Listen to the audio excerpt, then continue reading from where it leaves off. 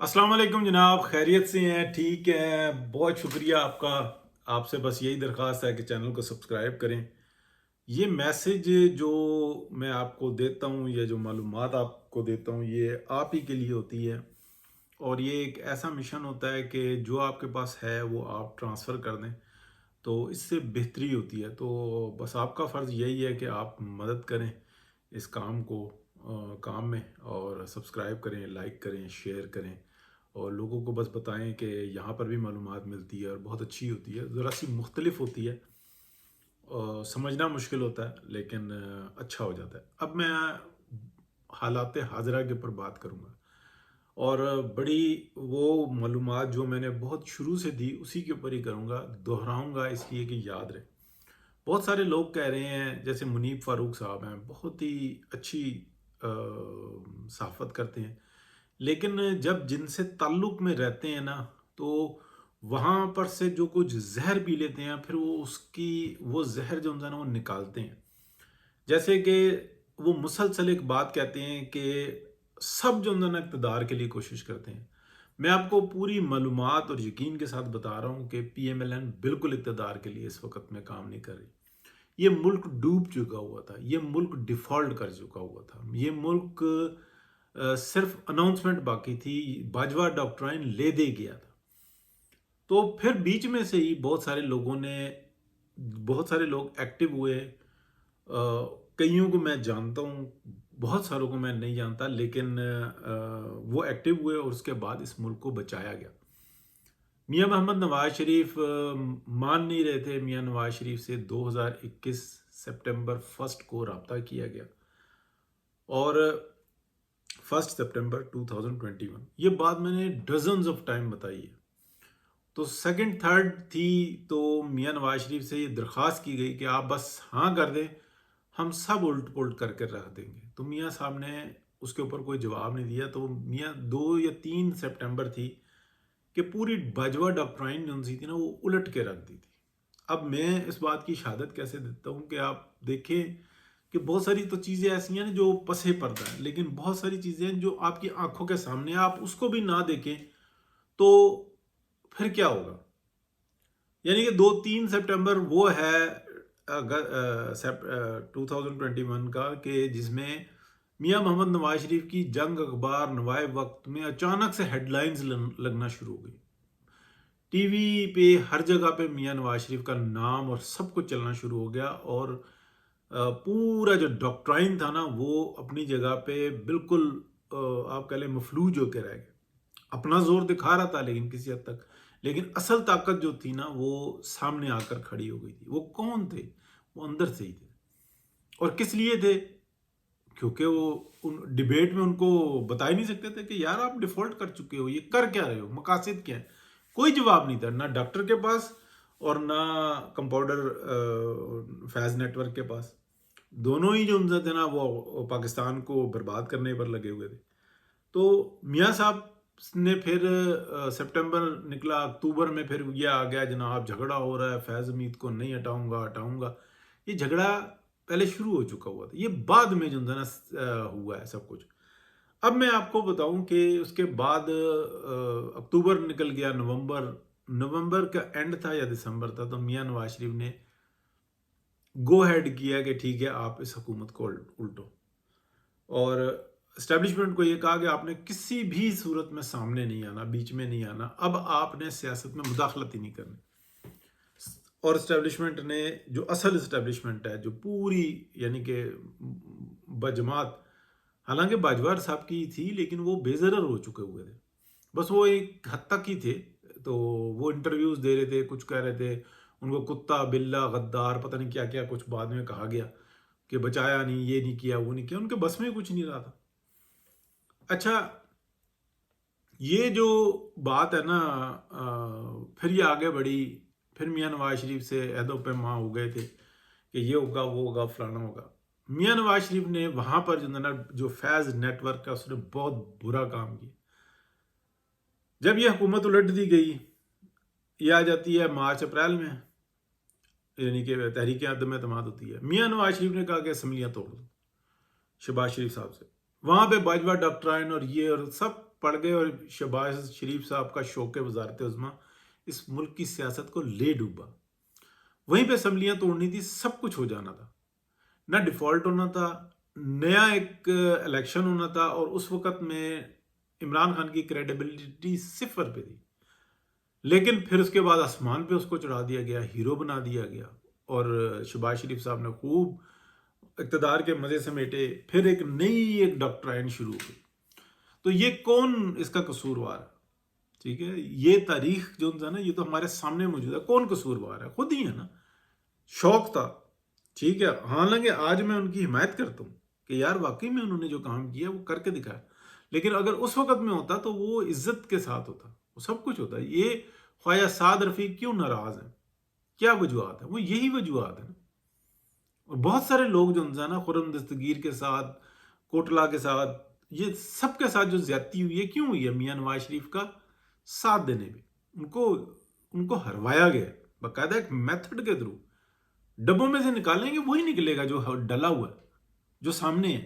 لیکن اس کو دماغ سے کیسے بدلا گیا, کیسے لوگوں کے شعور پہ ڈاکہ ڈالا گیا, یہ کون تھا؟ یہ شوق تھا. حالانکہ میاں نواز شریف کو پتا تھا کہ اگر ٹائم ملا تو یہ ایسا ہی ہوگا. لیکن شہباز شریف صاحب کو اپنی پڑی ہوئی تھی کہ بس میرا بیٹا بیٹا تو گیا سائڈ میں, کیونکہ وہ کسی قابل ہی نہیں ہے, کسی کو اچھا لگے یا برا لگے. لیکن بوجھ پڑتا ہے تو پھر وہ بڑا برا ہوتا ہے. اب میں آپ کو بتاتا ہوں کہ جب یہ سب کچھ ہو گیا, پھر میاں نواز شریف واپس آ گئے, اور شہباز شریف صاحب, پھر الیکشن آ گیا. الیکشن میں جناب میاں نواز شریف کو یہ وضاحت کے ساتھ بتایا گیا تھا کہ آپ کی تو واضح اکثریت ہے, ٹھیک ہے. میاں نواز شریف مطمئن تھے, حالانکہ اندر سے چکر بھی آ رہے تھے کہ یار یہ کیا ہو گیا, یعنی کہ یہ ایسا الٹ پلٹ 2-4-5 مہینوں میں کیا ہو گیا. عدالتیں ان کے ساتھ کھڑی ہوئی ہیں, یعنی کہ اس ملک کا تباہی پھیرنے والوں نے اس ملک کی مزید تباہی پھیری. اسٹیبلشمنٹ کو آج دیکھیں جناب, بڑے ڈاکٹر بنے ہوئے ہیں کہ جناب یوں ہائیبریڈ پروگرام یوں بچائیں گے, یوں کریں گے. حالانکہ جو انٹرنیشنلی جو اسٹیبلشمنٹ کی سازشیں وہ رکی نہیں. شہباز شریف صاحب نے ایک بات ضرور بہت پیاری کی. انہوں نے پورے سسٹم کو نا, جب آ گئے وزیر اعظم بن گئے, ان کا شوق پورا ہو گیا اور یہ بھاگ دوڑ کی, تو انہوں نے اسٹیبلشمنٹ کو یہ بات الفاظوں میں نہیں لیکن سمجھائی کہ جس دن آپ کا پیٹ بھر جائے تو اس دن آپ ہمیں اشارہ کر دینا, بتا دینا کہ جی وزارت عظمیٰ کے لیے آپ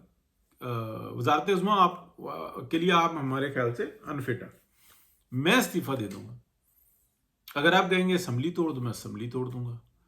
اگر آپ کہیں گے کہ کچھ اور کر دو, میں وہ کر دوں گا. جو آپ کہیں گے میں کر دوں گا. لیکن اس ملک کو بچانے کے لیے آپ یہ جو آپ کہتے ہیں, میں یہ بتاؤں گا کہ یہ ٹھیک ہے, آپ کہیں گے یہ ٹھیک نہیں ہے, تو میں یہ کہوں گا کہ ٹھیک ہے آپ ذمہ دار ہو, اور میں وہ کر دیتا ہوں.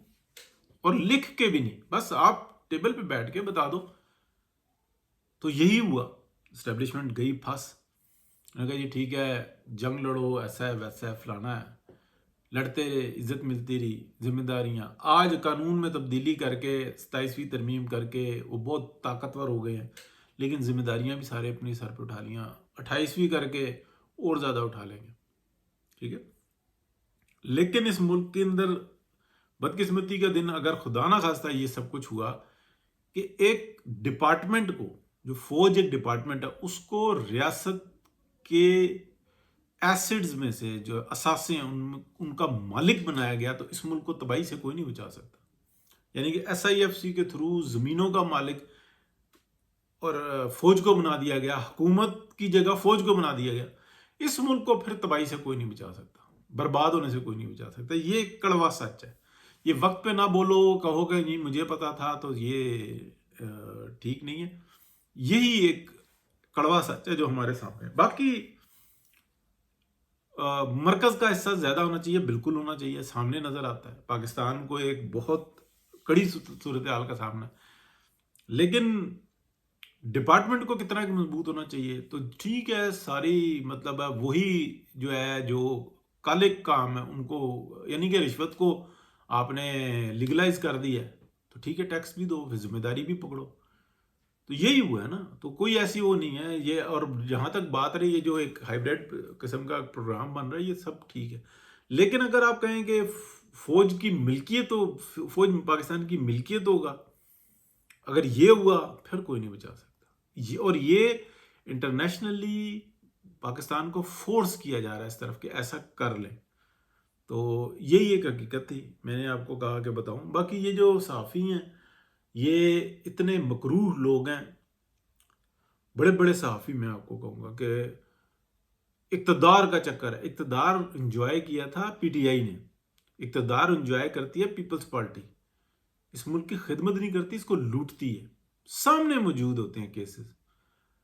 نکالیں پی ایم ایل این کا کوئی، مطلب کوئی اگر کہے قسم کھا کے کوئی یہ کہا جائے کہ اس بندے نے یہ کر لیا تو وہ انڈیویجول کی ایک کرپشن کی کوئی کہانی ہو سکتی ہے جو کہ میرے علم میں نہیں ہے، لیکن ہو سکتی ہے. ہاں منہ کھول کے تو جو مرضی بکواس کر دیں. صحافیوں کے پاس تو یہ لائسنس ہے نا کہ جو مرضی. جیسے کلاسرا صاحب جب الیکشن نہیں ہوئے تھے تو بتا رہے تھے کہ جناب شریف خاندان کے 300 پراپرٹیاں نکل آئی ہیں. میں بھی آپ کو ڈیٹیل بتاتا ہوں، میں آج تک نہیں بتائی، نہ بتا سکتے ہیں. وہ لندن میں ایسا ہے فلانا. یہ بکواسی ہیں، جھوٹے. اور اسی طریقے سے منیف فاروق مطلب صرف اور صرف اقتدار کا. اس وقت پی ایم ایل این کو کہنا کہ نہیں ضرورت اقتدار کی، 1 منٹ سے پہلے چھوڑیں گے. یہ بددلی کے ساتھ کام کر رہے ہیں کہ یار یہ ہمارے مشن کو تباہ کر کے رکھ دیا پاکستان کی اسٹیبلشمنٹ نے. لیکن ہم کیا کریں، پاکستان کی عوام کو بچانے کے لیے یہ کڑوا گھونٹ پینا پڑ رہا ہے ہمیں. یہی سچ ہے، یہی حقیقت ہے. لیکن جب ایسے بدکماش لوگ جو انسانہ مسلسل، اور ایک نہیں، میں منیف فاروق کا میرے نام یہ اپنا طلعت حسین شاہ صاحب لگے ہوئے ہوتے ہیں، اور ان کو ایسا لگتا ہے کہ جیسے میرے سے زیادہ عقل مند ہی کوئی نہیں ہے. آج کل تو وہ ایک پنجابی کا پروگرام کرتے ہیں، میں ہنستا ہوں اس کے اوپر کہ وہ دوسرے کے ساتھ ایسے بیہیو کر رہے ہیں جیسے کمین بیٹھا ہوا ہو.